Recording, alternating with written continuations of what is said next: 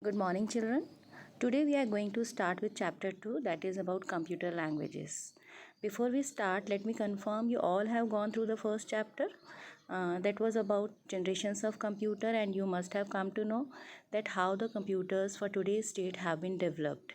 They have evolved through the development of technology, and with the development of technology, new languages were developed for computers. Let's start. These are the few terms which are very important to understand this chapter. So first we will go through these important terms. First is computer language. Children, you all know what is a language? Language is a medium to communicate with other person. We have lots of languages like Hindi, Punjabi, Urdu, Tamil, Malayalam, Kannada, French, German. What these languages are doing for us? They are making us comfortable to communicate other person, and every language is consisted of words, their own vocabulary, their own tone, accent, and their rules. Same way, now when we are supposed to make our work done on computer, we have to communicate with computer. For that we need a language. So computer language is a special language understood by computer. It consists of words, symbols, and codes that is used to write instructions or to write a computer program. Now, what is a program? A program is a set of instructions given to get a particular task done. You all know that whenever we have to do some work on computer, you have to click somewhere. You have to type something. You have to give the instruction. You must be remembering you were using a special language, a special software in third standard where you were making drawings, different figures.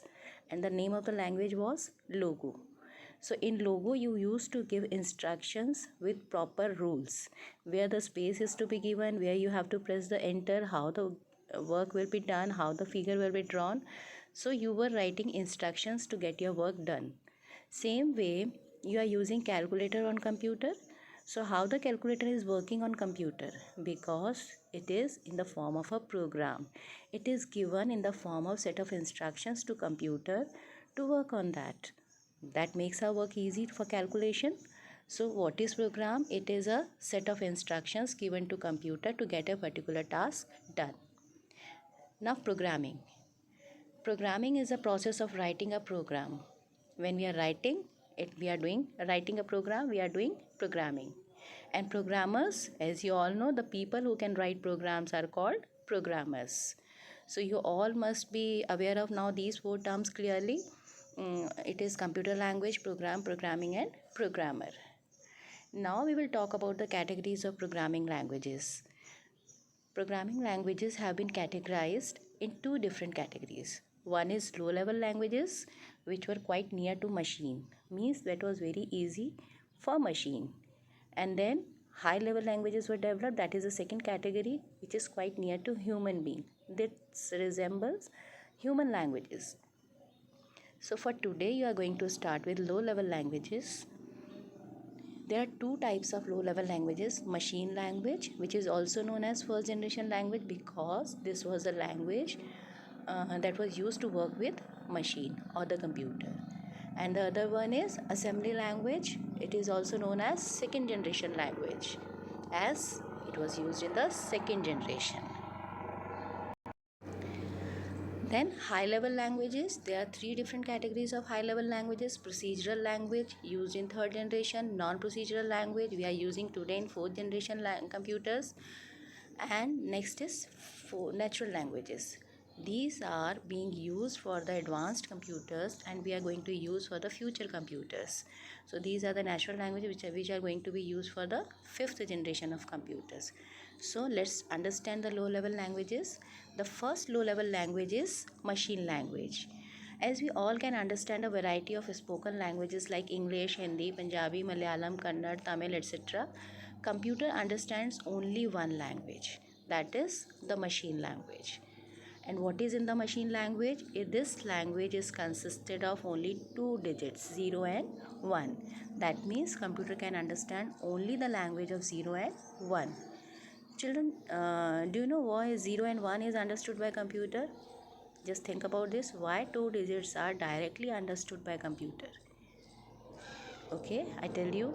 You all know that computer is an electronic device that works on electricity, and electricity has only two states. Either it is on or it is off. When computer is working, it works with the circuits. Everybody knows in circuit signal keep passing on. When signal is present on the circuit, that is counted as 1. When not present means absent, that is 0. So that makes the language of computer 0 and 1. And since it was very difficult for programmers to write programs directly in the terms of 0 and 1, just imagine when you are supposed to give all the instructions in the combination of only 0 and 1, how difficult would it be? So, some other languages have been developed in which writing program is much easier. Now, as you know, you may ask me, ma'am, when computer can understand only machine language, then why and how the other languages were developed? How the computer understand today's languages? Then, for that, some special softwares were also developed to translate the programs into machine language. We have found a midway that we are working at our ease with the new languages, and we are making it understood by to the computer by using special softwares. So now you can sum up with the machine language. Machine language is also known as first generation language. It is consisted of only 0 and 1, and it is directly understood by a computer. Now comes the limitations. What were the problems? Computer programs written in machine language runs only on the machine where they have been developed, means machine dependent. Secondly, programs in machine language are not portable to other computers. Let's understand this. Suppose one of the student of your class has written a program using machine language in his computer, and it is a very interesting program. So you also want, the other friend also wants to get it copied to the other computer, means his computer. So if it is written in machine language, this is not possible. The friend has also write it again on his computer as it is machine dependent. So program written in machine language was machine dependent, means where it is written only on that particular machine it could be used. It is not portable. So again and again, every time the program is supposed to be written where it has to be used. So that was a basic problem with the machine language. Problem with working with the machine language. Now, which is the second low level language? That is assembly language.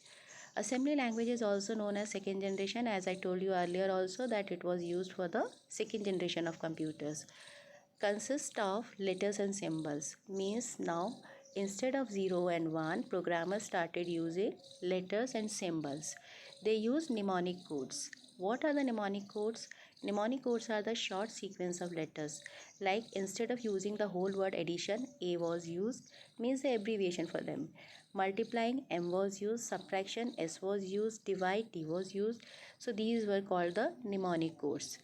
Now next is assembly language is a source program needed to be translated into machine language. So whatever the program you have written as a source program in assembly language, machine cannot understand directly because it understands only the machine language. So something is required to translate it into machine language. So how it is done? I told you that special softwares were developed to make the communication easier between us and the machine. So the special software for converting assembly language program into machine language was assembler. What is an assembler?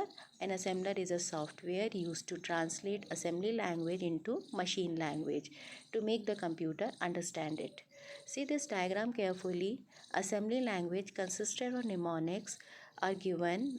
Any program written in the assembly language given to the assembler as input, and assembler translate it and gives the output in the form of 0 and 1. That is a machine language.